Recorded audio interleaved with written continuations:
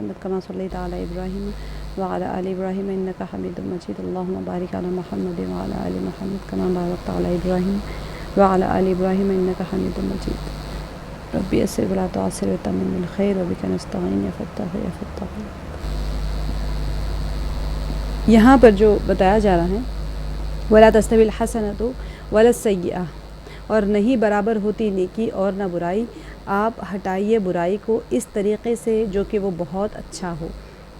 ادفع یعنی ہٹا دیجئے، باللتی ہی احسن اس طریقے سے جو کہ وہ بہت اچھا ہو. فاذا الذی تو اچانک ایسا کرنے سے آپ دیکھیں گے کہ کیا ہوگا، بینک و بینہ وہی جو آپ کے درمیان اور اس کے درمیان دشمنی تھی، بینک و بینہ عداوۃ کأنہ ولی حمیم گویا وہ آپ کا گرم جوش دوست ہیں. یہاں پر ایک بہت کسی کا کیمرہ کھلا ہوا ہے، بند کر لیجیے. دیکھیے یہاں پر کل کی ریکارڈنگ میں شاید کہ اس کا نہیں آیا یا پتہ نہیں، تھوڑا اس کی میں وضاحت آپ کو بتانا چاہ رہی تھی کہ ایک ہمارا ایک سوشل سسٹم اللہ سبحانہ و تعالیٰ اس آیت کے ذریعے سے ہمیں سکھا رہے ہیں. اللہ تعالیٰ کی طرف دعوت دینے اور اللہ کی طرف بلانے والوں کے اوصاف کو بیان کرنے کے بعد میں اس جو ہماری یہ جو دعوت کا طریقہ ہے، اس دعوت کی روش کی وضاحت کر رہے ہیں اللہ تعالیٰ کہ ہماری دعوت ہونی کس طرح سے. نیکی اور بدی برابر نہیں ہے. لا تستوی الحسنۃ ولا السیئۃ، کبھی انسان کی کوئی کسی بھی نیکی ہو برائی دونوں برابر نہیں ہو سکتے. جبکہ مخالفین حق کے پاس میں دیکھیے مخالفین حق کون ہیں؟ مکے والے ہیں. ان کے پاس میں کیا ہے؟ بدگوئی ہے، بری باتیں ہیں، جھوٹ ہے، مذاق ہے، مسخرہ پن ہے، جو کچھ بھی وہ کر رہے ہیں ان کے پاس بہت سارے اقسام کے ظلم ہے. اس کے علاوہ اور کوئی بھی ہتھیار نہیں ہے ان کے پاس میں. اور ان کے مقابلے میں کون کھڑے ہیں؟ مؤمنین کھڑے ہوئے ہیں. جو مومنین اب ہر زمانے میں رہے گا، یہ رول ہر زمانے والوں کے لیے ہے. ان کے مقابلے میں تمہارا ہتھیار کیا ہونا چاہیے، کیا تھا، کیا ہونا چاہیے؟ ہمارا ہتھیار اللہ سبحانہ وتعالیٰ فرما رہے ہیں پاکیزگی، تقوی، قول برحق اور محبت، نرمی ہونا چاہیے. یہ اللہ سبحانہ وتعالیٰ ہمیں تربیت فرما رہے ہیں کہ ہر زمانے میں مکے والے جیسے تھے وہ ہر زمانے میں رہیں گے. اب آج کل کے دور میں بھی ہے. ہم اپنے کلان مسلمانوں کے اندر لے لیں، اس کے اندر بھی ہے. اس کے باہر چلے جائیں، اس کے اندر بھی ہے. ہر جگہ ہے یہ ساری چیزیں. ایسا تو نہیں ہو سکتا کہ صرف بہت سارے نیکی لوگ بھرے ہوئے ہیں دنیا میں اور دعوت کا کام اتنا آسان ہے. اللہ سبحانہ وتعالیٰ نے ہر چیز کے پہلو دکھا دیے اور اس کے قوانین دکھا دیے کہ بھئی ہاں یہ آپ کا پہلو رہے گا اور یہ اس کا لا یہاں پر اپلائی ہوگا. قانون کون سا اپلائی ہوگا وہ بھی اللہ تعالیٰ نے سکھا دیا. اب جو گنہگار ہوتے ہیں اللہ تعالیٰ کیا فرما رہے ساتھ آیت میں، لا تستوی الحسنۃ ولا السیئۃ، اور نہیں برابر ہوتی نیکی اور نہ برائی. اللہ تعالیٰ آگے کیا فرما، ادفع باللتی ہی احسن. تو برائی اس طریقے سے اللہ تعالیٰ فرما رہے ہیں کہ آپ ہٹا دیجئے برائی کو اس طریقے سے جو کہ وہ بہت اچھا ہو. ادفع باللتی ہی احسن فاذا الذی بینک و بینہ عداوۃ کأنہ ولی حمیم. کیسے وہ آپ کا گرم جوش دشمن بھی اگر ہے تو بھی وہ کیسے آپ کا دوست بن سکتا ہے، اس کا بہت بیسک رول اللہ تعالیٰ یہاں پر بتا رہے ہیں. اور ہماری لائف میں اپلیکیبل ہے یہ کہ جو انسان مخالف ہوتا ہے وہ اس کے پاس جھوٹ ہوتا ہے، مذاق ہوتا ہے، مسخرہ پن ہوتا ہے، بہت سارے قسم کے اس کے پاس مظالم ہوتے ہیں. وہ دنیا میں اس لوگوں کو تنگ کرنے کے لیے، اذیت پہنچانے کے لیے، جو دین کا کام کر رہا ہے، جو حق کے اوپر راستے پہ چل رہا ہے اس کے لیے ہوتے ہیں. لیکن اللہ تعالیٰ نے کیا فرما دیا اس کے مقابلے میں ہمارے پاس کیا ہونا چاہیے؟ کیا ہم بھی ان کی طرح گالی گلوچ کریں، ہم بھی ان کی طرح مار پیٹ کریں، ہم بھی انہی کی طرح بدماشیاں شروع کر دیں، مسخرہ پن شروع کر دیں، مذاق کرنا شروع کر دیں، یا جھوٹ بولنا شروع کر دیں کہ جیسے کو تیسے والا جو عمل ہوتا ہے، کیا اس طرح سے ہم بھی اپلائی کرنا شروع کر دیں اپنی لائف میں جیسے کہ آج ہو رہا ہے؟ یا پھر اللہ سبحانہ وتعالیٰ ہمیں سکھا رہے ہیں کہ پرہیزگاری، تقوی، ہمارے قول حق برحق ہونا چاہیے، محبت اور نرمی ہونا چاہیے ہمارے. یقیناً کیا ہے، ضلالت اور گمراہی کے مکتب جو ان کے ہتھیار ہیں ان کے علاوہ کسی اور چیز کو اچھا نہیں سمجھتے. اور حق والے جو ہوتے ہیں وہ صرف جو اللہ تعالیٰ نے جو ذکر کیے ہیں وہی ذرائع کو وہ لوگ کیا سمجھتے، برائی کا، وہی لوگ گناہ کے اوپر آمادہ ہوتے ہیں اور اسی کی طرف اللہ تعالیٰ نے جو راستے بتائے ہیں اس کو اختیار کرنے کی کوشش کرتے ہیں جو حق راستے پر ہوتے ہیں. اب دیکھیں حسنہ اور سیئہ کا مفہوم بہت وسیع ہے. ہر قسم کی نیکیاں، خوبیاں، اچھائیاں، برکتیں سب کے سب حسنہ کا مفہوم میں آ جاتی ہیں. اور اسی طرح ہر قسم کی جو ہم سے کوتاہیاں ہوتی ہیں، لغزشیں ہوتی ہیں، جو برائیاں ہوتی ہیں، گمراہیاں ہوتی ہیں، جو عذاب ہوتے ہیں، سارے کے سارے سیئہ میں آ جاتے ہیں، یعنی گناہ کے کام یا برائیوں میں آ جاتے ہیں. حسنہ نیکی اور برائی یعنی کہ جو برائی کے کام ہوتے ہیں. تو جتنی بھی آپ اچھائیاں لے لیں، نیکیاں لے لیں، خوبیاں لے لیں، برکتیں لے لیں، ساری کی ساری چیزیں کیا ہو جائے گی؟ سب حسنہ میں آ جائیں گی. اور سیئہ میں سب گمراہیاں، عذاب اور سارے گناہ، ساری لغزشیں، ہر قسم کا جھوٹ، بدماشی سب اس میں آ جائے گی. لیکن اللہ سبحانہ و تعالیٰ نے سیئہ، یہ ساری سیئہ کے مفہوم ہے، لیکن اب یہ آیت کے اندر حسنہ اور سیئہ سے وہی مراد ہیں جو تبلیغی طریقہ کار سے متعلق ہے. اب جو انسان دین کا کام کرنا چاہ رہے ہیں اس کے لیے حسنہ اور سیئہ کیا کرنا چاہیے؟ بعض مفسرین نے کیا فرمایا ہے کہ حسنہ کی اسلام اور توحید سے انہوں نے تشبیہ دی ہے، اس کی مثال دی ہے کہ ہاں یہ مراد ہے، اور سیئہ کی کفر اور شرک سے تفسیر کی ہے. حسنہ وہ فرماتے ہیں کہ اسلام اور توحید ہے، جیسے کہ اللہ تعالیٰ کا آیت کے اندر مفسرین کے مطابق آیت کا یہ مفہوم نکلے گا کہ اسلام اور کفر دونوں برابر نہیں ہو سکتے. جی کہ اگر ہم وہ معنی لے لیں گے تو لا تستوی الحسنۃ والسیئہ، تو نہیں برابر ہو سکتا اسلام اور کفر. برائی سے مراد و سیئہ سے مراد کیا لے رہے؟ کفر اور شرک. ٹھیک ہے. جبکہ بعض نے حسنہ سے اعمال صالحہ اور سیئہ سے اعمال قبیحہ مراد لیا ہے، برے اعمال اور نیک اعمال دونوں برابر نہیں ہو سکتے. بعض نے کہا ہے کہ حسنہ سے انسان کے صبر، حلم، عفو، بخشش جیسی بلند صفات مراد لی ہیں. کہ انسان کے اندر کسی نے حلم کا پوچھا تھا، میں اس کو انشاءاللہ ضرور اس کا نکال کے دوں گی. کسی نے بہت اچھا سوال پوچھا تھا، حلم کیا کسے کہتے ہیں. بردباری کے علاوہ بھی معنی مجھے اس کا ڈھونڈنا تھا، میں انشاءاللہ آپ کو بتا دوں گی انشاءاللہ. تو صبر اس کے اندر ہونا چاہیے، عفو اور بخش. عفو درگزر، عفو کا مطلب معاف کرنا ایسے کہ اس کی بھی تانی نہ دیں. سورۃ تحریم میں اللہ تعالیٰ سے فرماتے ہیں، بار بار سورۃ تغابن میں بھی فرماتے ہیں کہ انسان جب کسی کو معاف کر دیتا ہے، معاف کرنے سے مراد ہے کہ بالکل زندگی کا پنہ پلٹ دے. پھر یہ نہیں کہ اس کو بار بار کہہ رہے جب تم نے کیا تھا نا میں نے تمہیں معاف کیا تھا، جب تم نے کیا تھا نا ایسے غلطی، تو معافی میں شمار ہی نہیں ہوگا. معاف مطلب کہ اللہ تعالیٰ کبھی ہمیں کہتے ہیں ایک بار گناہ ہم بہت بڑا گناہ کر دیے تو پھر اللہ تعالیٰ اس کو بار بار ہمیں کہتے ہیں اچھا جب تم نے کیا تھا، اچھا جب تم نے کیا تھا. لوگوں میں ذلیل چلے، اللہ تعالیٰ ہمیں نہیں کہتے ہیں، لیکن لوگ ہمیں بار بار یاد دلا کے ذلیل کرنے کسی اور. تو یہ نہیں، عفو درگزر کرنا مطلب کہ اس کے گناہوں پہ ایسے پردہ ڈال دینا جیسے کہ وہ نظر ہی نہ آئے. ہمارے یہاں پر ہوتا ہے نا عموماً گھروں میں کیا ہوتا ہے، کوئی چیز ہوتی ہے جو پردہ لگا دیتے ہیں، اس کے پیچھے کیا ہے کوئی دیکھنا ہی نہیں چاہتا ہے. تو کوئی مہمان آ گئے فوراً سے پردہ لگا دیا کہ پیچھے کیا ہے، چلو وہ تو جھانک کے نہیں دیکھیں گے اندر کیا ہے. کیوں لگاتے ہیں پردہ؟ کہ اس کے پیچھے کی جو عیب ہے وہ نظر نہ آئے. تو یہی عفو اور درگزر کا معاملہ ہوتا ہے کہ بس اس پہ ہمیشہ کے لیے پردہ ڈال دیا، اس کی برائی، اس کی طرف سے جو بھی تکلیف پہنچی تھی. تو اللہ سبحانہ و تعالیٰ یہاں پر وہی سیئہ، حسنہ سے مراد صبر ہے، حلم ہے، عفو ہے، بخشش ہے، یہ جیسی بلند صفات ہوتی ہیں یہ اس سے مراد ہے. اور سیئہ سے کیا مراد ہے؟ کوئی غصہ ہے، غیظ ہے، جہالت ہے، نادانی ہے، ٹھیک ہے، ترش روئی ہے، بد مزاجی، بدلہ اور انتقام جیسی پست صفات مراد لی ہیں. اگر ہمارے اندر یہ صفات ہیں تو ہم اللہ سبحانہ و تعالیٰ کے نزدیک انہی سیئہ والے کیٹیگری میں آ جائیں گے. لیکن پہلی تفسیر سب سے زیادہ مناسب معلوم ہوتی ہے. تو پہلی تفسیر میں کیا ہم نے کیا تھا کہ تقوی، قول برحق اور محبت، نرم مزاجی جو کہ تبلیغی کام سے ریلیٹڈ ہوتی ہیں وہ مراد لیا گیا ہے. اب کیا ہوا؟ پھر اس بات کی تکمیل کے طور پر فرمایا گیا ہے کہ بہتر طریقہ کار کے ذریعے برائی کا جواب دیں اور اسے دور کریں. ادفع باللتی ہی احسن. کیوں اللہ تعالیٰ نے کہا ادفع باللتی ہی احسن؟ کیونکہ اللہ سبحانہ و تعالیٰ تربیت فرما رہے ہیں، حق کے ذریعے باطل کو دفع کرو. حلم اور حسن خلق کے ذریعے سے جہالت اور بدمزاجی کا، عفو درگزر سے ان کی سختیوں کا جواب دو. کتنا مشکل کام ہوتا ہے، کوئی آسان چیز ہے؟ نبی پاک صلی اللہ علیہ وسلم کو ترغیب فرمائی جا رہی ہے مکی زندگی میں، جب اتنا اذیت پہنچا رہے ہیں، اتنا تنگ کر رہے ہیں، اور وہ انہی کے گھر عیادت کرنے کے لیے آپ سے تشریف لے جا رہے ہیں بار بار. وہ لوگ اتنا تنگ کر رہے ہیں اور انہی کو بار بار دین کی دعوت دے رہے ہیں. کیونکہ جب انسان کی انا اور انسان کی نفس بیچ میں آ جاتی ہے نا، انہوں نے اس طرح کہا چلو چھوڑو، ہمیں کیا کرنا ہے، ہمیں کون سے ان کو جا کے بار بار کہنا ہے، ہمیں ذلیل کر کے گھر سے نکال دیں اور ہم جائیں اور اسی کو کہیں، بار بار نہیں کہیں گے. یہ ہماری نفس بیچ میں آ جاتی ہے. اللہ سبحانہ و تعالیٰ فرما رہے ہیں کہ جب میرے دین کی بات آ جائے تو تم اپنی ذات کو پیچھے کر لو. ادفع باللتی ہی احسن، حق کے ذریعے باطل کو دفع کرو. حلم اور حسن خلق کے ذریعے جہالت اور بدمزاجی کو، عفو درگزر سے ان کی سختیوں کا جواب دو.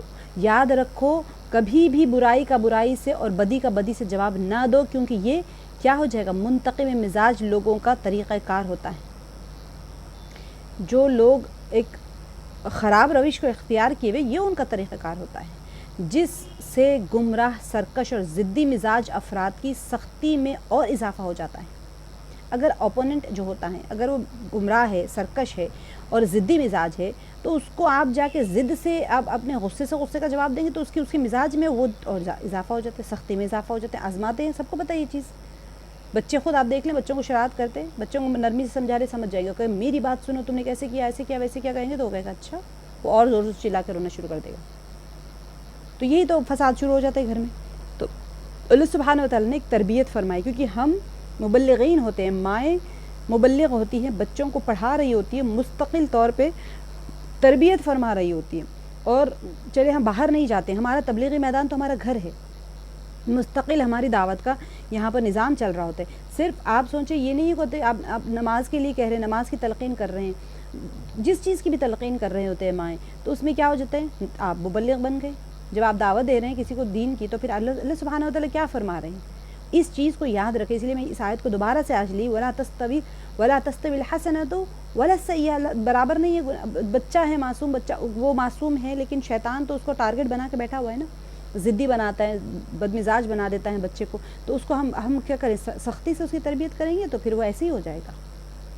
اللہ تعالیٰ نے آیت کے آخری میں کیسے فرمایا کہ اس منصوبے کے عمیق فلسفے کو ایک مختصر سے جملے میں بیان فرما دیا۔ بہت گہرے فلسفے کو اللہ تعالیٰ نے کیسے آسان طریقے سے بتا دیا۔ اس کا نتیجہ یہ ہوگا کہ سخت سے سخت دشمن بھی سچے اور پکے دوست بن جائیں گے۔ یہ اللہ کا کلام ہے، اور اللہ سبحانہ و تعالیٰ صادق ہیں، اللہ تعالیٰ سچوں کے سچے ہیں۔ اللہ تعالیٰ کیا فرما رہے ہیں کہ کیا ہو جائے گا، اس ادفع باللتی ہی احسن فاذا الذی بینک وبینہ عداوۃ کأنہ ولی حمیم۔ اللہ تعالیٰ فرما رہے ہیں کہ اس کا نتیجہ یہ ہوگا کہ سخت سے سخت دشمن بھی سچے اور پکے دوست بن جائیں گے۔ یہی وجہ ہے کہ ہم دیکھتے ہیں کہ حضرت پیغمبر صلی اللہ علیہ وسلم اور معصوم جتنے لوگ دعوت دیتے تھے، وہ ہمیشہ قرآن مجید کی اس بلند مرتبے روش سے استفادہ حاصل کرتے تھے۔ یہ سب سے بڑا یعنی تربیت کا آیت ہے کہ فتح مکہ کا میں نے آپ کو کل بتایا تھا کہ فتح مکہ پر کیا ہوا تھا، صرف دشمنوں ہی کو نہیں بلکہ دوستوں کو بھی یہی توقع تھی کہ آج مسلمان اپنے مخالفوں سے سخت انتقام لیں گے، آج مشرک، کفر اور جتنے نفاق کی سرزمین اور بے رحم سنگ دل دشمنوں کے وطن میں خون کی ندیاں بہہ جائیں گی۔ کتنا آپ سوچیں، ہجرت کر کے جا رہے تھے تو سارا مال و دولت چھوڑ کے جانا پڑا، اتنا تنگ کیے کہ جان بچا کے جانا پڑا، سب کچھ چھوڑ چھاڑ کے۔ اب جب واپس آئے تو اپنا تو سارا مل جائے گا، اب بدلہ لیں گے، کیونکہ تم نے جو ہمیں ستایا وہ بدلہ لیں گے۔ تو سب لوگ یہی سوچ رہے تھے اب مسلمان مکے کے اوپر فتح حاصل کر لی، اب تو خون کی ندیاں بہے گی۔ یہاں تک کہ سپاہ اسلام کے ایک علم بردار نے تو ابو سفیان کی طرف منہ کر کے یہ نعرہ لگانا شروع کر دیا تھا کہ آج انتقام لینے کا دن ہے، آج دشمن کے جان و مال کا احترام ختم ہو جانے کا دن ہے، اور آج قریش کی ذلت اور خواری کا دن ہے۔ لیکن پیغمبر اسلام صلی اللہ علیہ وسلم نے کیا فرمایا کہ جاؤ کہ تم آزاد ہو، یہ کہہ کر سب کو معاف کر دیا۔ ابو سفیان کی طرف منہ کر کے انتقام پر مبنی جتنے نعرے لگائے جا رہے تھے، جتنے بھی نعرے لگائے جا رہے تھے، ان نعروں وہ سارے جو تھے وہ اس نعرے سے تبدیل ہو گئے۔ کیسے؟ آج رحمت کا دن ہے، آج قریش کی عزت کا دن ہے۔ اسی طرز عمل نے مشرکین مکہ کے دل میں کیا کر دیا تھا، دنیا ان کی جو دل تھا اس کے اندر ایسا طوفان برپا کر دیا تھا کہ قرآن کے بقول یدخلون فی دین اللہ افواجا، کہ وہ فوج در فوج دین میں داخل ہونے لگ گئے تھے اور دل و جان سے اسلام کو انہوں نے قبول کر لیا۔ لیکن دیکھیے اللہ سبحانہ و تعالیٰ نے ایک قانون بتا دیا تاریخ اسلام کے مطابق۔ اس کے باوجود نبی پاک صلی اللہ علیہ وسلم نے چند لوگوں کا نام لے کر انہیں اس عام معافی سے الگ کر دیا، کیونکہ وہ خطرناک مجرم اور ناقابل معافی افراد تھے جنہیں معاف فرمایا گیا۔ ان سے مخاطب ہو کر آپ صلی اللہ علیہ وسلم فرمایا کہ میں تمہارے بارے میں وہی کہوں گا جو یوسف نے اپنے بھائیوں سے کہا تھا جنہوں نے ان پر ظلم کیا تھا، کہ آج تم پر کسی قسم کی کوئی ملامت نہیں ہے، اللہ تمہیں معاف کر دے گا، وہی ارحم الراحمین ہے۔ جس سورہ یوسف میں یوسف علیہ السلام کے بھائیوں نے کیا کیا تھا، کنویں میں پھینک دیا تھا، ان کو کنویں میں پھینک دیا، ان کو وہ چلے گئے، وہ کتنا تکالیف اٹھائے تھے. جب وہ واپس ملے ان سے تو اس وقت میں جب یوسف علیہ السلام اپنے بھائیوں سے ملے اس وقت وہ چاہتے تھے ان کو سزا دے سکتے تھے. انہوں نے کیا کہا کہ آج تم پر کسی قسم کی کوئی ملامت نہیں ہے, اللہ تمہیں معاف کر دے اور وہی ارحم الراحمین ہے. اتنی زندگی تکالیف ہو گئی, ان کی باپ سے جدا ہو گئے, سارا کچھ ڈسٹرب ہو گیا, لیکن پھر بھی انہوں نے معاف کر دیا اپنے بھائیوں کو. تو نبی پاک صلی اللہ علیہ وسلم نے بھی نام لے لے کر ان لوگوں کو کہا جن کی طرف سے سخت ترین اذیت پہنچی تھی آپ صلی اللہ علیہ وسلم کو. انہوں نے کہا کہ میں آج تمہارے لیے وہی فیصلہ کرتا ہوں یوسف علیہ السلام نے اپنے بھائیوں سے کہا تھا جنہوں نے ان پر ظلم کیا تھا کہ آج تم پر کسی قسم کی کوئی ملامت نہیں ہے, اللہ تمہیں معاف کر دے کہ وہی ارحم الراحمین ہے. اب دیکھیں یہاں پر ولی یہاں پر دوست کے معنی میں ہے, اور حمیم دراصل کیا ہے, گرم اور جلا دینے والے پانی کو کہتے ہیں. بدن کے پسینے کو بھی حمیم کہتے ہیں, اسی کی گرمی کی وجہ سے کہا جاتا ہے حمام. ٹھیک ہے, اس کو بھی اسی لیے حمام کہتے ہیں. اور محبت سے جو انسان معمور ہو اور گرم جوش ہو جاتا ہے اس کو بھی حمیم کہا جاتا ہے, اور آیت میں بھی یہی معنی مراد ہے. سبحان اللہ. دیکھیں اللہ سبحانہ وتعالیٰ کیا فرما رہے ہیں کہ تمہارا سخت ترین آپ کے درمیان اور اس کے درمیان میں, ایک منٹ رک جائیں, فون کس کا ہے؟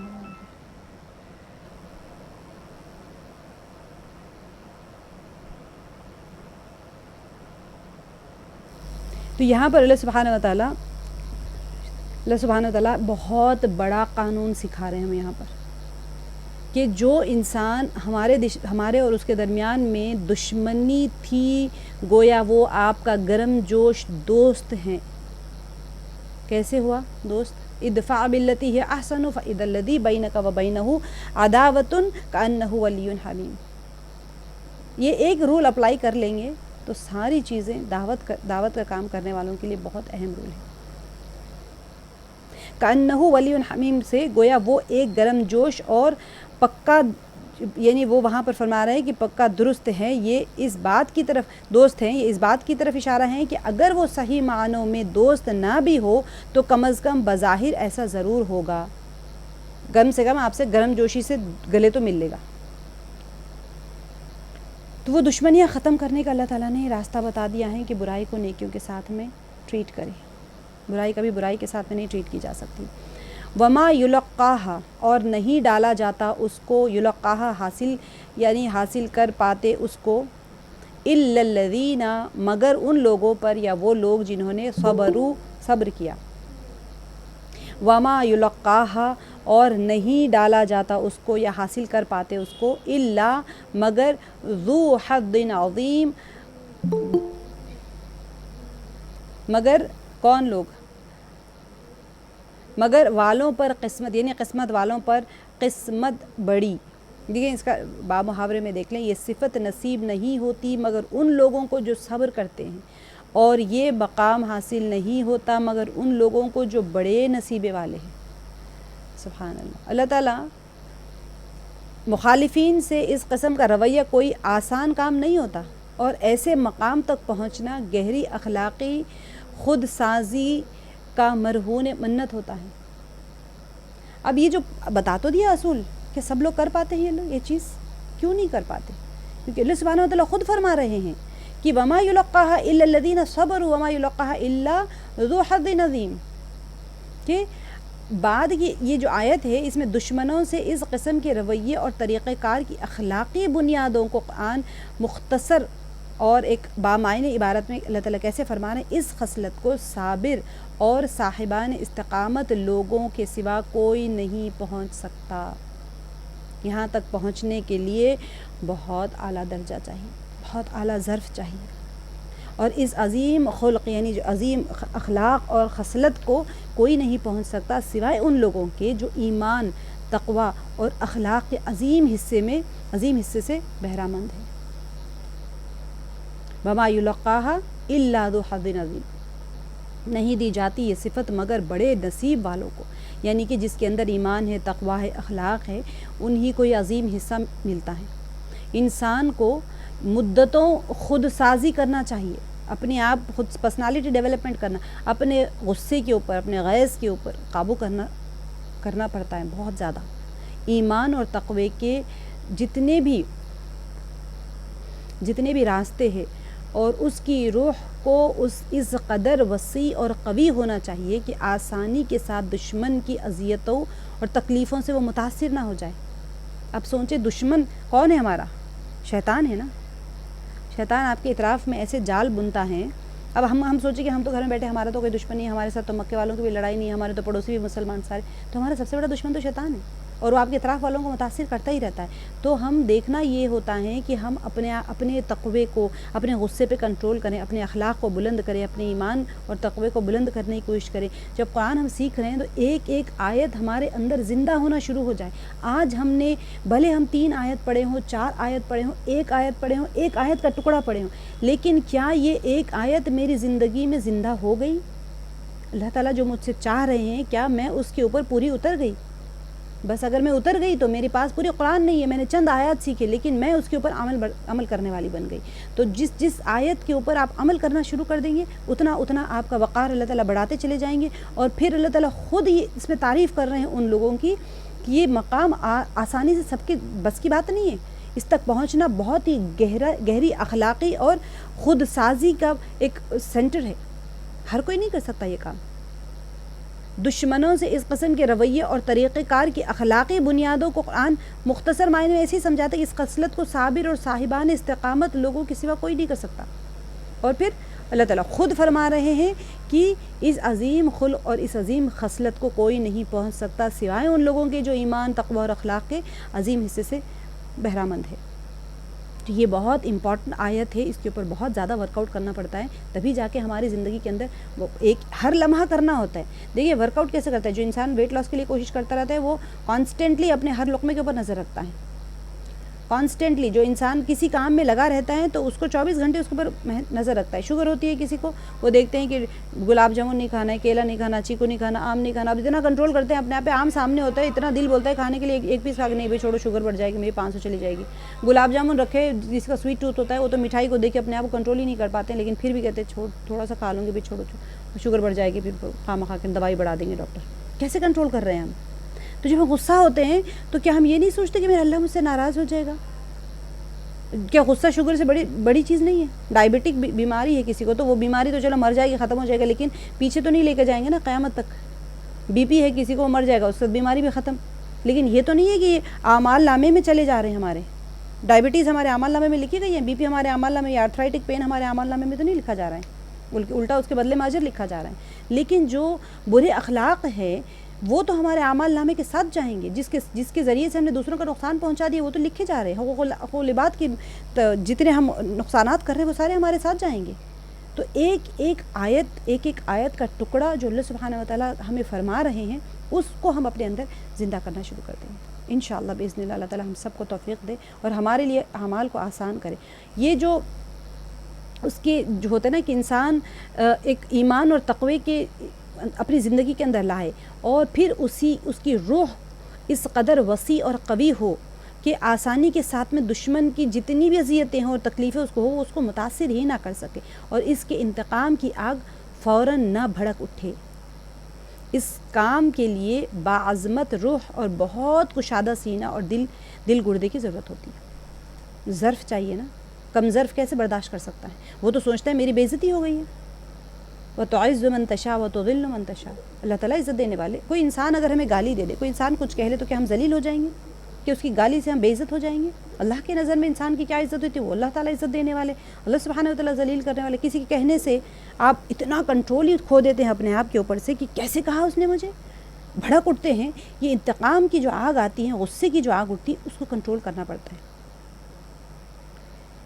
پھر کہیں جا کر انسان کمال انسانیت کے اس مرحلے تک پہنچتا ہے کہ برائیوں کا جواب نیکیوں سے دیتا ہے اور اللہ کی راہ میں اپنے مقدس جتنے بھی اس کے مقاصد ہوتے ہیں اس تک پہنچنے کے لیے عفو درگزر کے مراحل سے بھی آگے بڑھ جاتا ہے اور برائی کا جواب اچھائی کے مقام پر جا پہنچتا ہے. دیکھیں, ایک ہوتا ہے عفو درگزر, ایک ہوتا ہے برائی کے بدلے اس کے ساتھ اچھائی کرنا.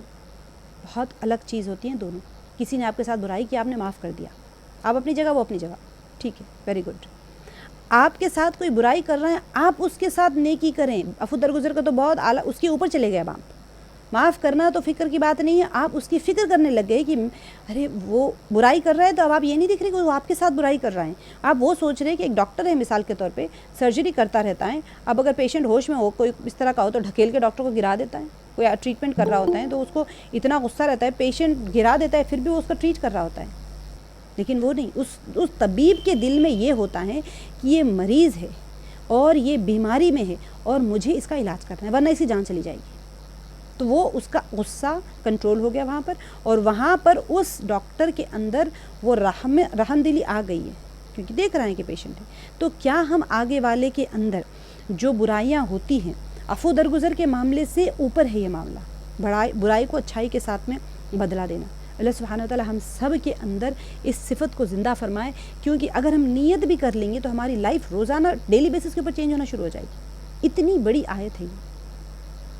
اللہ تعالیٰ یہاں پر جب فرما رہے ہیں کہ ایک بار پھر اللہ تعالیٰ صبر کا مسئلہ یہاں پر ہے کہ جو اعلیٰ اخلاق کے تمام ملکات کی بنیاد ہے، جب ایک ملکہ ہے نا صبر، کہاں اعلیٰ اخلاق جو ہوتے ہیں انسان کے بہت اچھے اخلاق میں صبر بھی تو بہت بڑی چیز ہوتی ہے، کسی نے صبر کا ہم نے پڑھ لیا تھا، گناہ سے بچنے کے لیے صبر چاہیے ہوتا ہے، نیکی کرنے کے لیے صبر چاہیے ہوتا ہے، مشکلوں اور مصائب کے اوپر انسان کو صبر اختیار کرنا ہوتا ہے کہ واویلا نہ کرے۔ اب یہاں پر گناہ سے بچنا ہے، دونوں چیزیں آ گئی ہیں، آپ کے ساتھ کوئی غصہ کر رہا ہے، کوئی تکلیف دے رہا ہے، تو آپ اس کو تکلیف نہیں دیں گے، آپ گناہ سے بچ جائیں گے، اس کے ساتھ خیر کا معاملہ کرنا، نیکی کرنا ہے، وہ بھی اس کے لیے بھی تو صبر چاہیے نا، آپ بھول گئے سارا کچھ اس نے کیا کیا میرے ساتھ میں، تو یہ اپنے آپ انسان کی پرسنالٹی اتنی ہائی لیول پہ چلی جاتی ہے کہ وہ سامنے والے کی گالیاں اس کو سمجھ ہی نہیں آتی، اس کو وہ نظر نہیں آتا کہ وہ مجھے کیا کہہ رہے ہیں، وہ دیکھتا ہے اس کے پار یہ کس بیماری میں مبتلا ہے اور یہ کس طرح اپنی آخرت کو خراب کر رہے ہیں، تو مجھے یہ فکر ہونی چاہیے کہ اس کی آخرت صحیح ہو جائے۔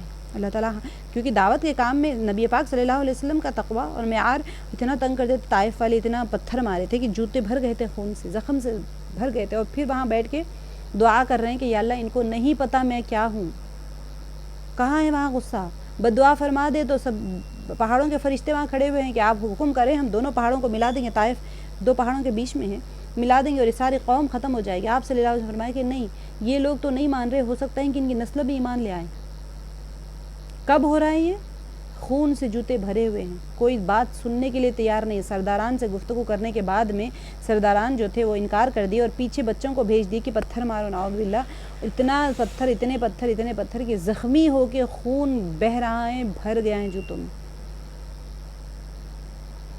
اللہ تعالیٰ ہم سب کے اندر وہ صفات پیدا فرمائے جو نبی پاک صلی اللہ علیہ وسلم نے عمل کے ذریعے ہمیں سکھا دیا ہے۔ وَإِمَّا آگے کی آیت دیکھ لیتے ہیں، وَإِمَّا يَنزَغَنَّكَ مِنَ الشَّيْطَانِ نَزْغٌ، یہ بہت امپورٹنٹ ہے دیکھیں، اور اگر يَنزَغَنَّكَ وسوسہ آئے تجھ کو من الشیطان، شیطان کی طرف سے، نزغن کوئی وسوسہ، فاستعذ باللہ، پس پناہ مانگ لو اللہ کی، انہ هو السمیع العلیم، بے شک وہ سننے والا جاننے والا ہے۔ اور اگر آپ صلی اللہ علیہ وسلم فرمایا اگر آپ شیطان کی طرف سے کوئی اکساہٹ یعنی وسوسہ محسوس کریں تو پھر اللہ کی پناہ مانگ لے، وہ سب کچھ سنتے اور جاننے والے ہیں۔ اب یہاں پر سبحان اللہ، اب اس عظیم مقصد تک پہنچنے کے لیے بہت سی رکاوٹیں انسان کے سامنے آئے گی، اور شیطانی وسوسے سے بھی مختلف صورتوں میں انسان کے آڑے آتے ہیں۔ شیطانی وسوسوں کی صورت میں بہت ساری رکاوٹیں آتی ہیں، انسان کے خود اپنے اندر وسوسے ڈال کے چلا جاتے ہیں، ہم ہی سوچ کے پریشان ہو رہے ہوتے ہیں۔ لہٰذا یہاں پر یہ تفسیر آیت میں اس آخری یہ جو پورا ہمارا سیٹ چل رہا ہے نا، اس کے اندر یہ آخری آیت میں نمونے کی حیثیت سے نبی پاک صلی اللہ علیہ وسلم کی ذات کو مخاطب کر کے فرمایا گیا ہے کہ جب بھی اس راہ میں آپ صلی اللہ علیہ وسلم کو شیطانی وسوسے درپیش ہوں تو متوجہ رہیے اور ان کے سامنے ڈٹ جائیے، وسوسوں کے سامنے جب آئے، فَإِمَّا يَنزَغَنَّكَ، اور اگر آپ کو یعنی کہ ابھارے آئے آپ شیطان کی طرف سے کوئی وسوسہ، تو آپ سے اسلام کیا کریں بتا دیا گیا ہے۔ پہلے تو اچھے اخلاق کی ترغیب فرمائی گئی ہے پیچھے آیت میں کہ برائی کو نیکیوں کے ساتھ میں ٹریٹ کریں آپ، اس کے بعد میں پھر اللہ تعالیٰ نے فرما دیا کہ یہ کوئی سب کی بس کی بات نہیں ہے، بہت اونچے لیول کی بات ہے یہ، جس کے اندر صبر ہوتا ہے اور جس کے اندر اعلیٰ اخلاق ہوتے ہیں، یہ انہی کی طرف ممکن ہے۔ اس کے باوجود بھی ایک انسان کام کر رہا ہے، اس کے باوجود بھی شیطان تو لگا ہوا ہے نا ہمارے ساتھ میں، تو اس وقت میں شیطان کیا کرتا ہے، وسوسے ہوتے ہیں، وہ بھی مختلف صورتوں میں انسان کے آڑے آنے لگ جاتے ہیں۔ تو وہ اللہ تعالیٰ یہاں پر فرما رہے ہیں کہ ایسی صورت میں کیا کرنا چاہیے؟ وسوسوں کے سامنے ڈٹ جانا چاہیے اور متوجہ رہ کر رہیے اور ان کے سامنے ڈٹ جائیے اور خود کو اللہ سبحانہ و تعالیٰ کے سپرد کر دیجیے اور اللہ کی مہربانی کے سائے میں پناہ لیجیے، کیونکہ وہ سننے والے اور صاحب علم ہیں۔ ہم شیطان سے نہیں لڑ سکتے۔ اللہ تعالیٰ نے یہاں نہیں کہا ہے، یہاں نہیں کہا ہے کہ تم شیطان سے جنگ کرو جا کے اور شیطان کو ہرا دو جا کے، اور تو شیطان کمزور ہے تم بڑے پاورفل ہو، نہیں کہا اللہ تعالیٰ نے۔ نزغ بروزن نزد، اس کے معنی کسی کام میں فساد کی غرض سے ہاتھ ڈالنا ہے۔ یوزولی ہوتا رہتا ہے نا، اچھا خاصا کام چل رہا ہوتا ہے، کوئی بندہ آتا ہے چپ فساد کرنے کے لیے کام میں آتا ہے اور کام خراب کر کے چلے جاتا ہے۔ اسی لیے شیطانی وسوسوں کو نزغہ کہا جاتا ہے، اور یہ تنبیہ اصل میں کیا ہے؟ اس لیے ہیں کہ ایسے موقع پر عام طور پر کچھ خیالات ذہن میں اٹھتے ہیں، اور یا نام نہاد جتنے بھی مصلحت اندیش لوگ ہیں اس قسم کی ہدایت دیتے ہیں۔ کیا دیتے ہیں؟ لوگوں کی ڈنڈے کے زور سے ہی اصلاح کی جا سکتی ہے۔ اب بہت آپ دیکھیں سوشل سسٹم ہمارا ایسے خراب ہو چکا ہے کہ یہ آیات بہت ضروری ہیں کہ جب کوئی آپ اصلاحی کام کرتے ہیں اور مجمع میں کرتے ہیں، انفرادی اعمال تو بہت آسان ہو جاتے ہیں، لیکن جب مجمع میں کرتے ہیں بہت سارے لوگ ہوتے ہیں، وہاں ڈسکشنز ہوتے ہیں، تو تھوڑے لوگ کیا کرتے ہیں، آ کے شیطان وسوسے ایسے تھوڑے آپ کے دماغ میں ڈال کے جائے گا، خالی کسی اور کے ذریعے بھی سے ڈالتا ہے، تو وہاں پر بہت سارے بہت ہی مصلحت پسند لوگ ہوتے ہیں جو بہت دور اندیش لوگ ہوتے ہیں، وہ کیا کہتے ہیں؟ بھائی لوگوں کی ڈنڈے کے زور سے اصلاح کی جا سکتی ہے، خون کے دھبے خون ہی سے دھوئے جا سکتے ہیں۔ ٹھیک ہے، اب یہ لوگوں کا ہوتا ہے اس طرح کہ تیز دانتوں والے بھیڑیوں پر رحم کرنا، کیا کہتے ہیں، بھیڑ بکریوں پر ظلم کرنے کے مترادف ہیں۔ یہ عام جملے آپ سنیں گے، میں تو یہاں پر 2-3 جملے جو مجھے ملے تفاسیری کتاب میں سے میں دے رہی ہوں آپ کو، لیکن عام طور پہ لوگ یہی کہتے ہیں بھائی تھپڑ کا بدلہ تھپڑ ہوتا ہے، آپ خاموش بیٹھے رہیں گے تو آ کے 4 تھپڑ مار کے جائے گا آپ کو۔ اللہ سبحانہ وتعالیٰ کیا فرما رہے ہیں؟ اللہ سبحانہ وتعالیٰ تربیت فرما رہے ہیں کب کس وقت میں کیسا کام کرنا ہے۔ جب اللہ تعالیٰ کے ہم احکامات کو ماننا شروع کر دیتے ہیں تو اللہ تعالیٰ وقتاً فوقتاً رہنمائی فرماتے ہیں، وقتاً فوقتاً اللہ تعالیٰ آپ کو اللہ تعالیٰ بتا دیتے ہیں کہ اب کیا کرنا ہے، تب کیا کرنا ہے۔ آپ کو جب اللہ تعالیٰ کے احکامات کو بندہ ماننا شروع کر دیتا ہے تو آپ یہ بھی بتا رہے ہیں کہ شیطان اس طرح کے وسوسے ڈالنا شروع کر دیتا ہے، تو کیا ہوگا؟ اس طرح سے وہ ایسے کو تیسا کے فارمولے کے ساتھ میں ہر جگہ پر وہاں پر عملی جامہ پہنانا چاہتے ہیں اور برائی کا جواب برائی سے دینا چاہتے ہیں، لیکن قرآن فرماتے ہیں کہ کہیں ایسا نہ ہو کہ آپ لوگ ایسے وسوسوں کا شکار ہو جائیں سوائے خاص اور استثنائی مواقع کے۔ اسپیشل اوکیشنز ہوتے ہیں جہاں اللہ تعالیٰ خود آپ کی رہنمائی کر دیتے ہیں، بھئی یہاں پر سختی سے کام لینا شروع کر دیں، اور اگر کہیں ایسے مشکل مواقع آ جائیں تب بھی فوراً اللہ تعالیٰ کی پناہ طلب کریں اور اسی پر اعتماد کریں۔ اب انسان کو ڈیسیشن میکنگ کیسے مشکل ہو جائے گی نا، بھئی یہاں صبر کرنا ہے، یہاں پر ڈنڈے سے کام لینا ہے۔ ایسے تو نہیں ہوا کہ اللہ تعالیٰ نے ہر جگہ کہا ہے کہ آپ صبر کر لیں اور چپ چاپ رہیں۔ جنگیں بھی ہوئی ہیں، جہاد کا بھی حکم دیا ہے، تلوار اٹھانے کا بھی حکم دیا ہے، لیکن حالات کیسے تھے کہ جب وہاں کون سا کام کرنا ہے، تو سب سے پہلے جب کوئی وسوسہ آئے برائی کی طرف تو کیا کرنا ہے؟ اس وقت میں شیطان سے پناہ مانگنا ہے کہ اللہ تعالیٰ کی پناہ میں چلے جانا ہے اس وقت میں، کہ اس وقت میں سختی سے کام لینا کبھی ہو انسان کو تو سختی سے کام لینا شروع کر دیں، اور اگر کہیں ایسا مشکل مواقع درپیش آ جائیں استثنائی مواقع پر انسان پھر سختی سے کام لے، لیکن اگر ایسا کوئی مشکل موقع پیش آ جائے تو کیا کرنا چاہیے؟ فوراً اللہ تعالیٰ کی پناہ طلب کرے اور اسی پر اعتماد کرے۔ وہی سب کی باتوں کو سنتے ہیں اور تمام دنیا کے جتنے بھی لوگ ہیں ان کی نیتوں سے اللہ تعالیٰ اچھی طرح آگاہ ہیں۔ البتہ یہ جو آیت ہے اس کا مفہوم بہت ہی وسیع ہے، اور یہ آیت میں اللہ تعالیٰ کہہ رہے ہیں کہ تمام شیطانی وسوسوں کے مقابلے میں اللہ کی پناہ طلب کرے، لیکن جو کچھ اوپر بتایا گیا ہے اس کے جتنے بھی مصداق ہیں اس میں سے ایک روشن مصداق کیا ہے کہ یہاں پر اللہ سبحانہ، اب ایک دیکھیں تینوں آیت سیکوینس میں آ رہی ہیں، 34، 35، 36، یہ تینوں آیات سیکوینس میں آ رہی ہیں کہ کیسے اللہ تعالیٰ تربیت فرما رہے ہیں کہ برائی کو اچھائی کے ساتھ میں کیسے بدلہ دینا ہے، کیسے ٹریٹ کرنے کا ہے، اور اس کے بعد میں یہ کام آسان نہیں ہے، بہت اعلیٰ ظرف والوں کا کام ہے۔ اس کے بعد میں پھر بھی اگر وسوسے آئیں تو اللہ کیا کرے؟ وَإِمَّا يَنزَغَنَّكَ مِنَ الشَّيْطَانِ نَزْغٌ فَاسْتَعِذْ بِاللَّهِ إِنَّهُ هُوَ السَّمِيعُ الْعَلِيمُ۔ اللہ تعالیٰ سننے والے ہیں اور جاننے والے ہیں، سب کچھ جاننے والے ہیں، کس کے دل میں کیا چل رہا ہے، شیطان کیا وسوسے ڈال رہا ہے، کس کو کہاں سے گمراہ کر رہے ہیں، سارے۔ تو انسان اور وسوسوں کے طوفان جو ہوتے ہیں تو انسان کی سعادت اور رضائے خدا کے حصول کی راہ میں آپ اللہ کی رضا حاصل کرنے کے لیے تو سب کچھ کر رہے ہیں، ورنہ کیوں کرتا ہے بندہ سارا کچھ؟ اب اس میں کیا ہو جاتا ہے، کچھ مشکلیں بھی اس کو عبور کرنی پڑتی ہیں اور بہت ہی راستے ہوتے ہیں تو کیا ہوگا؟ جہاں پر شیطان گھات لگا کر بیٹھا رہتا ہے، اور اگر انسان وہاں سے اکیلا عبور کرنا چاہے تو ہرگز نہیں کر سکتا، اللہ تعالیٰ خود بتا رہے ہیں۔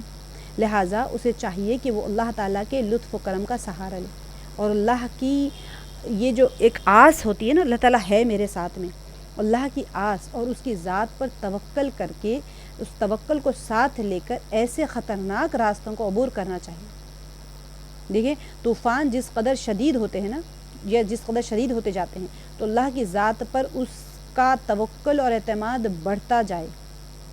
زندگی میں انسان جب دعوت کا کام کر رہا ہوتا ہے تو بہت رکاوٹیں آتی ہیں، بہت زیادہ رکاوٹیں آتی ہیں، تو اس وقت میں انسان عفو درگزر سے بھی کام لے، سب کے ساتھ نیکی کا بھی کرے، سب کچھ کرنے کے باوجود کیا ہوتا ہے؟ شیطان تو وسوسے ڈالتا رہتا ہے۔ اس وقت اللہ تعالیٰ فرما رہے ہیں کہ دیکھو جب طوفان بہت تیز ہو جائے تو پھر سب اللہ کے اوپر توکل کرو اور اللہ کے اوپر ہی اعتماد کرو، اور اپنے اعتماد کو خوب بڑھاؤ، اور اللہ کے سائے لطف کرم میں زیادہ سے زیادہ پناہ لے لو۔ ایک روایت میں ہے کہ کسی شخص نے نبی پاک صلی اللہ علیہ وسلم کے سامنے دوسرے شخص کی بدگوئی کی اور غصے کی آگ اس کے دل میں بھری ہوئی تھی۔ جب نبی پاک صلی اللہ علیہ وسلم نے اس سے سنا تو فرمایا، میں ایک ایسا کلمہ جانتا ہوں کہ اگر غصے والا انسان اسے زبان پر لے آئے تو اس کا غصہ فوراً دور ہو جائے، اور وہ ہے اعوذ باللہ من الشیطان الرجیم۔ اس شخص نے عرض کیا کہ آپ مجھے دیوانہ سمجھتے ہیں اور کیا شیطان مجھ میں سما چکا ہے؟ تو آج صلی اللہ علیہ وسلم نے قرآن سے یہ جو آیت ہے اس کو پڑھ کے سنایا کہ جب شیطانی وسوسے تمہیں گھیر لیں تو اللہ کی پناہ حاصل کرو۔ یہ آیت جو یہاں پر آئی ہے، وَإِمَّا يَنزَغَنَّكَ مِنَ الشَّيْطَانِ نَزْغٌ فَاسْتَعِذْ بِاللَّهِ إِنَّهُ هُوَ السَّمِيعُ الْعَلِيمُ۔ یہ ہمارے ساتھ ہمیشہ ہونے والا ہے، ایسا نہیں کہ ہم مستثنائی کیفیت میں آ گئے کہ ہم اس میں نہیں ہیں، وہ تو پتہ نہیں کس کے ساتھ ہو رہا ہے، وہ تو شاید کہ اس انسان کے ساتھ ہوگا جو دعوت کا کام کرتا ہے، ہم تو کمزور لوگ ہیں، ہمارے اوپر تو شیطان ویسے ہی ہر طرف سے گھیرا ڈال کے بیٹھا ہوا ہے، چوکڑی ڈال کے بیٹھا ہوا بولتے ہیں نا، اسی طرح سے ہمیں تو ایسے ہی آرام سے لے لے گا اپنے شکنجے میں۔ اللہ سبحانہ و تعالیٰ تعوذ ہمیشہ پڑھتے ہیں، جب کبھی وسوسہ دل میں آئے تو فوراً تعوذ پڑھنا چاہیے۔ آیت نمبر 37 پہ آ جاتے ہیں، وَمِنْ آیَاتِهِ اللَّيْلُ وَالنَّهَارُ وَالشَّمْسُ وَالْقَمَرُ، اور سے ومن سے آیاتہ اس کی نشانیوں میں سے، یعنی اللہ تعالیٰ کی نشانیوں میں سے کیا کیا ہے؟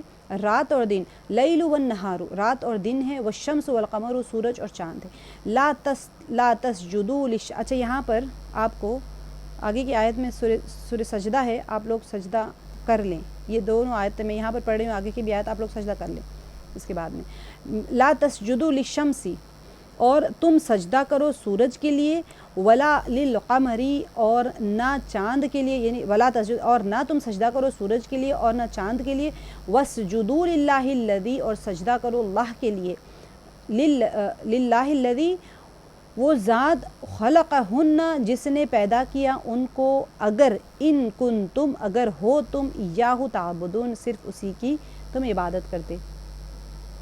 ٹھیک ہے، اب یہاں پر اللہ کی نشانیوں میں سے ہیں یہ رات اور دن اور سورج اور چاند۔ سورج اور چاند کو سجدہ نہ کرو بلکہ اس خدا کو سجدہ کرو جس نے انہیں پیدا کیا ہے، اگر فی الواقع تم اسی کی عبادت کرنے والے ہو۔ یہاں پر سجدہ صرف اللہ تعالیٰ کو کرنے کے لیے حکم دیا جا رہا ہے کہ اصل میں در حقیقت کیا ہے، ان آیات سے اس سورے کے ایک نئے حصے کا آغاز ہو رہا ہے، یہاں سے مطلب 37 سے، وہ یہ ہے کہ جس میں توحید، میعاد اور نبوت اور قرآن کی عظمت کا بیان ہے۔ آپ لوگ کو سب کو پتہ ہے مکی صورتوں کے اندر یہی 4 مضامین چلتے رہتے ہیں۔ توحید کے اوپر کہ نبی پاک صلی اللہ تعالیٰ کی وحدانیت کو نہیں مانتے تھے، میعاد مر کے اٹھائے جانے کا انکار کرتے تھے، نبی پاک صلی اللہ علیہ وسلم نبی پاک صلی اللہ علیہ وسلم کو نبی نہیں مانتے تھے، اور قرآن پاک کو حق کتاب من جانب اللہ ہونے کا نہیں اقرار کرتے تھے۔ تو قرآن کی عظمت کا بیان ہے اس کے اندر، اور یہ در حقیقت مشرکین کی، ٹھیک ہے، مشرکین کی بتوں کی طرف دعوت کے مقابلے میں ہے۔ دعوت اللہ کا ایک روشن ایک مصداق ہے، یہاں پر ایک روشن طریقہ ہے، دلیل ہے۔ اب یہاں پر دیکھیں آپ کہاں پر ہے، اب پھر واپس آپ سوچیں ہم ہے کہاں پر، سورہ کا 3 اور 4 نبوی دور میں ہے، وہاں پر تشدد بڑھ گیا ہے، بت پرستش بڑی ہوئی ہے بہت زیادہ، ان لوگوں کو یہ فکر لگی ہوئی ہے کہ نبی پاک صلی اللہ علیہ وسلم کوئی نیا دین لے کے آ گئے ہیں، اب ہم کیا کریں، ان کو کسی طرح روکیں یہ دین پھیلانے سے۔ اس ماحول کو نہ بھولیں جہاں پر یہ آیات نازل ہو رہی ہیں، اور کس کے اوپر نازل ہو رہی ہیں؟ یہ مشرکین مکہ ہے، وہاں پر ان کے اوپر نازل ہو رہی ہیں، وہ سن رہے ہیں وہاں پر۔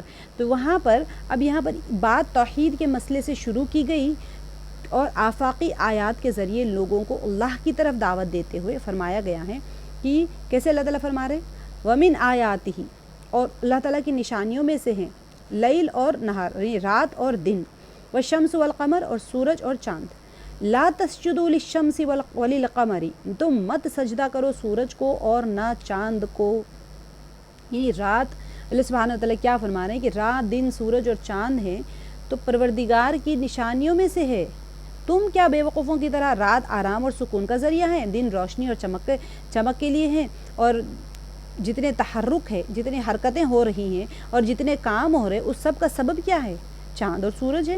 یہی دونوں مل کر تمام ایک منظم اور مرتب طریقے سے انسانی زندگی کے پہیے کو چلا رہے ہیں، ایک دم آرگنائزڈ انداز میں، منظم آرگنائز طریقے سے، اور بالکل ترتیب وار سسٹمیٹیکلی اور آرگنائزڈ سسٹم اللہ سبحانہ و تعالیٰ کا یہ ساری جو ہماری زندگی ہے، اس کی جو ویل آف لائف ہے، اس کو چلا رہے ہیں. چلا رہے مطلب وہ نہیں چلا رہے، اللہ سبحانہ و تعالیٰ نے تخلیق کی ہے. اگر ان میں سے کوئی ایک دوسرے سے لا تعلق ہوتا یا کم از کم ایک دوسرے سے بہت زیادہ طویل ہوتا تو کیا ہو جاتا؟ یعنی دن بہت لمبی ہو گئی، 6 مہینے کا دن 6 مہینے کی رات ہو گئی، تو آپ بتائیں وہاں کوئی زندگی رہ سکتی ہے؟ انسان رہے گا وہاں پہ؟ ٹھنڈی میں مر جائے گا، رات میں، ابھی دن میں گرمی سے مر جائے گا. تو تمام ذی روح جتنے ہوتے ہیں وہ فنا ہو جائیں گے. یہی وجہ ہے کہ جو کرۂ زمین کے جس خطے پر 15 دن کے برابر دن یا راتیں ہوتی ہیں، 15 ڈیز کا بھی ہوتے ہیں، 6 منتھس کا بھی ہوتے ہیں، وہاں پر ہائبرنیٹ ہو جاتے ہیں. آپ کبھی جا کے ڈھونڈیے گا ہائبرنیشن ان اینیملس، جو ایسی برفیلی جگہوں پر رہتے ہیں، جو آرکٹک سرکل میں جہاں کہیں رہتے ہیں، وہاں پر وہ ہائبرنیٹ ہو جاتے ہیں، کھا لے کے پی کے وہ سو جاتے ہیں، ختم. 6 مہینے تک وہ سوتے رہتے ہیں. ہائبرنیشن جو میں نے آپ کو بتایا تھا اصحاب کہف کا واقعہ جب پڑھا رہی تھی میں، سورہ اصحاب کہف کا جب ہم کر رہے تھے تو 309 سال تک سوتے رہے. تو وہ جو کانسیپٹ ہے اس کے اوپر اسٹڈی کر رہے ہیں یہ لوگ، کیسے اتنے سال تک سوتے رہے، کیونکہ جانور کے اندر بھی ہائبرنیشن ہوتا ہے. کمپیوٹرز میں بھی آپ کے پاس ہوتا ہے نا ہائبرنیٹ، سلیپ موڈ میں چلے جاتے ہیں. وہ سلیپ الگ ہوتا ہے، ہائبرنیٹ الگ ہوتا ہے. ہائبرنیٹ میں ہوتا ہے کہ وہ فنکشن چلتے رہتے ہیں، تھوڑے سے فنکشنز کم ہو جاتے ہیں، باقی چلتے رہتے ہیں. تو یہ بھی ایسے ہی ہے. اگر اللہ تعالیٰ فرما رہے ہیں کہ اگر یہ لمبا ہو جائے کوئی چیز ٹائم سے زیادہ، تو پھر کیا ہوگا؟ وہ کسی بھی مخلوق کے لیے کسی صورت میں بھی قابل سکونت نہیں ہو سکتی، وہاں رہ ہی نہیں سکتا، کیونکہ جو اس کے سرد اور تاریک راتوں میں سب چیزیں ہیں وہ سب جم جاتی ہیں، اور اگر گرم اور جھلس دینے والے دنوں میں تو ہر چیز جل کر راکھ ہو جاتی ہے. تو اسی لیے انسان جیسی مخلوق کا وہاں پر زندہ رہنا مشکل ہو جاتا ہے. محال ہے، لیکن کچھ سچویشن کر کے رہ لو تو الگ بات ہے. لیکن یہ سورج ہمارے نظام شمسی میں تمام جتنے بھی ہم جو میٹیریلسٹک جو کچھ بھی ہم دیکھ رہے ہیں، اس کا ایک سینٹر ہے، سرچشمہ ہے. وہ روشنی، گرمی، حرکت، تحرک، بارش کا نازل ہونا، نباتات کا اگنا، پھلوں کا پکنا، حتیٰ کہ پھولوں کے جتنے بھی آپ رنگ و زیب و زینت دیکھ رہے ہیں وہ سارے کیسے ہیں؟ وہ سب سورج کی وجود کی کہتے ہیں نا مرہون ہیں. ہم کہتے ہیں رہن رکھ دیا، تو کیوں کہتے ہیں بھئی ہمارے چیز وہاں پر رہن رکھ دی، تو کیوں کہہ رہے؟ تو سورج اگر نہیں ہوگا تو یہ ساری چیزیں، سارا نظام الٹ پلٹ ہو جائے گا. روشنی نہیں ہوگی تو پھر کیسے؟ گرمی نہیں ہوگی، سن از امپورٹنٹ، فوٹوسنتھسس ختم ہو جائے گا، آپ کے پاس کھانا نہیں ہوگا، آکسیجن کاربن ڈائی آکسائڈ کا سسٹم کولیپس ہو جائے گا. بارش بھاپ بن کے اڑتی ہیں، دھوپ نکلتی ہیں تو بارش کا نظام چلتا ہے، پورا بھاپ بنتی ہے، پھر اوپر جاتا ہے، کنڈنسیشن ہوتا ہے، بارش پھر برستی ہے. تو بارش جب برستی ہے تو پھل اگتے ہیں، نباتات اگتے ہیں، پھر ہمیں پھل اور ترکاریاں اور سبزیاں ملتی ہیں. پھر وہ اگر ختم ہو جائیں گے تو پھول بھی نہیں ہوں گے، پھل بھی نہیں ہوں گے، سب ختم ہو جائے گا، سسٹم درہم برہم ہو جائے گا.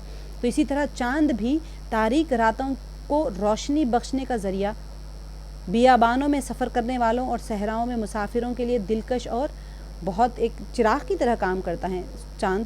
آپ کو نہیں پتہ، ہم سٹی میں رہتے ہیں، ہمارے پاس بہت سارے لائٹس ہوتے ہیں. آپ کبھی ہائی وے پہ جا کے دیکھیں، جس رات میں چاند نہیں ہوتا، اتنی خوفناک راتیں ہوتی ہیں. چاند ہوتا ہے تو چاند کی روشنی میں بندہ چلا جاتا ہے. ٹھیک ہے ہیڈ لائٹس ہوتے ہیں، لیکن ادھر ادھر آپ اگر نظر کر کے دیکھیں گے نا سائڈز میں، ایک دم ایسے لگتا ہے خوفناک منظر. اگر چاند ہوتا ہے تو پھر بڑا آسانی سے انسان چلا جاتا ہے.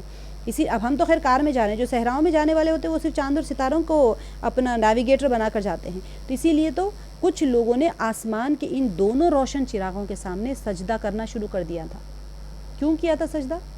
اسی وجہ سے کہ سورج ہمارے دن چلاتا ہے، چاند ہماری رات چلاتا ہے، تو چلو یہی ہمارے معبود ہیں، ہم انہیں کو عبادت کرتے.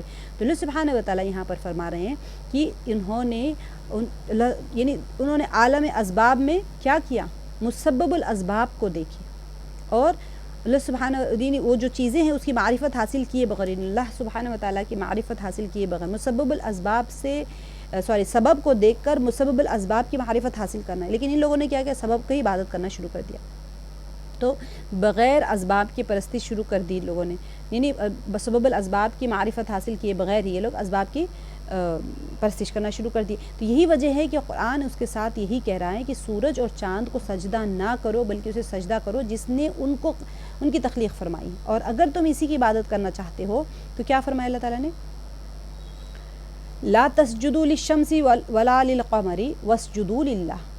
کیوں؟ للہ الذی واسجدوا للہ الذی خلقہن ان کنتم ایاہ تعبدون. اگر تم عبادت کرنا ہی چاہ رہے ہو، یعنی سورج اور چاند چونکہ عالم طبیعت کا حصہ ہیں، اس طرح سے شرک اور بت پرستی کے ایک شعبے کی کیا ہو رہی ہے کہ ایک کی نفی کی جا رہی ہے. یہاں پر اللہ تعالیٰ کہہ رہے دیکھو شرک بھی مت کرو، بت پرستی بھی نہ کرو. اور انہیں سب کو پیغام دے رہے اللہ تعالیٰ کہ ان مخلوقات کے خالق کا سراغ لگاؤ.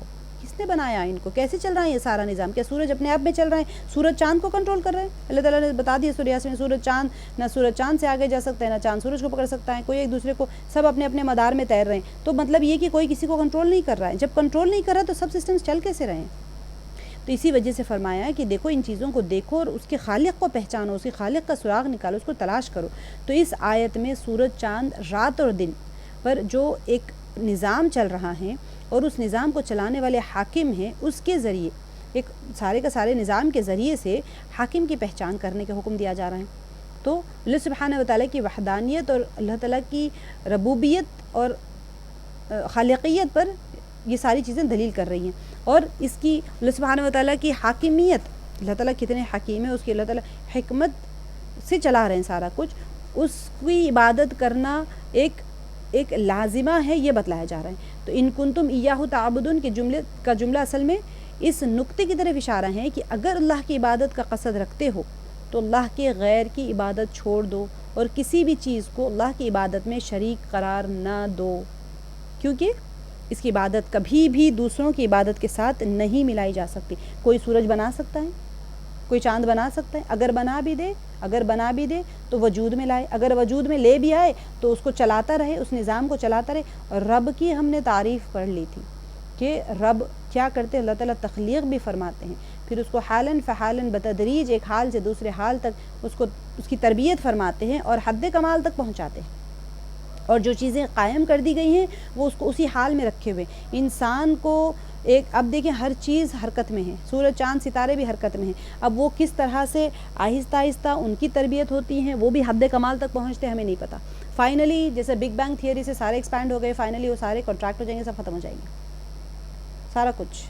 لیکن پھر بھی چل رہا ہے سارا نظام. تو یہ چلانے والی ذات کی عبادت کی طرف اللہ سبحانہ وتعالیٰ یہاں پر اشارہ فرما رہے ہیں کہ وَمِنْ آيَاتِهِ اللَّيْلُ وَالنَّهَارُ وَالشَّمْسُ وَالْقَمَرُ لَا تَسْجُدُوا لِلشَّمْسِ وَلَا لِلْقَمَرِ وَاسْجُدُوا لِلَّهِ الَّذِي خَلَقَهُنَّ إِن كُنتُمْ إِيَّاهُ تَعْبُدُونَ. آگے کی جو آیت ہے اس میں فَإِنِ اسْتَكْبَرُوا فَالَّذِينَ عِندَ رَبِّكَ يُسَبِّحُونَ لَهُ بِاللَّيْلِ وَالنَّهَارِ وَهُمْ لَا يَسْأَمُونَ. اس آیت پہ آپ لوگ سجدہ کر لیجئے. پھر اگر وہ تکبر کریں، اصل تو پیچھے کی آیت ہی اور کنیکٹڈ ہے، اسی سجدہ تو یہاں پر لکھا ہوا ہے لیکن پیچھے کی آیت ہی سجدے والی آیت تھی.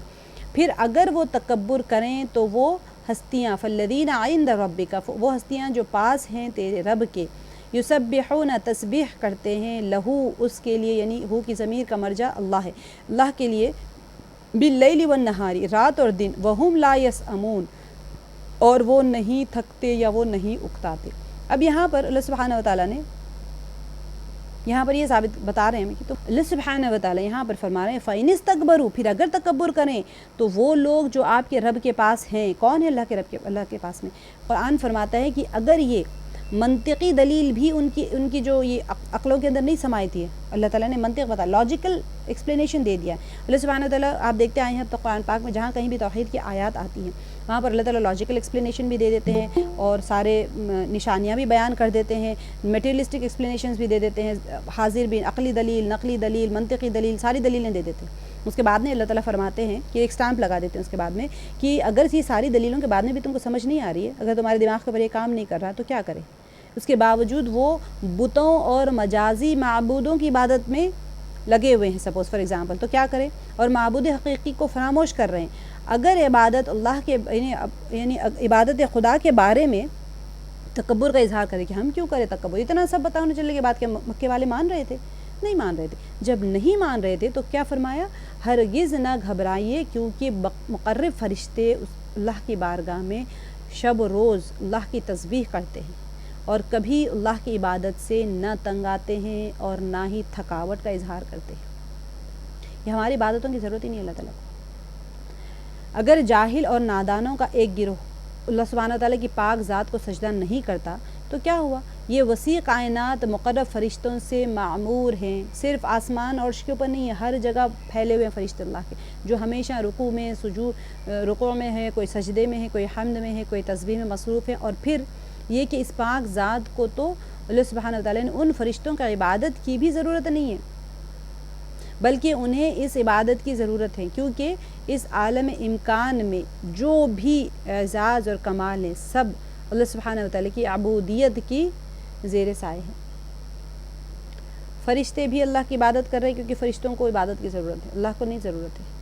اللہ تعالیٰ نے جب کائنات کی تخلیق، الحمد ہم نے کہہ دیا نا کہ اللہ کے لیے ہیں سب، اور ازل سے جب کچھ نہیں تھا تب سے اللہ کے لیے تعریف ہے، اور جب کچھ نہیں ہوگا تب بھی سب ختم ہو جائے گا کہ اللہ کی تعریف کرنے والا کوئی نہیں ہوگا تو اللہ کے لیے تعریف ختم ہو جائے گی کیا؟ قیامت کے بعد جب ساری کائنات کو لپیٹ دیں گے اللہ تعالیٰ، زمین رہے گی نہ آسمان رہے گا، سب سے آخری فرشتہ ملک الموت کو اللہ تعالیٰ فرمائیں گے، پھر سور پھونکنے والے فرشتے ہوں گے، سب کو ختم کر دیں گے. جب سب کو ختم کر دیں گے تو کیا کوئی تعریف کرنے والا نہیں ہوگا تو کیا تعریف بھی ختم ہو جائے گی؟ نہیں، تبھی بھی تعریف رہے گی. اللہ کے لیے ہے تعریف.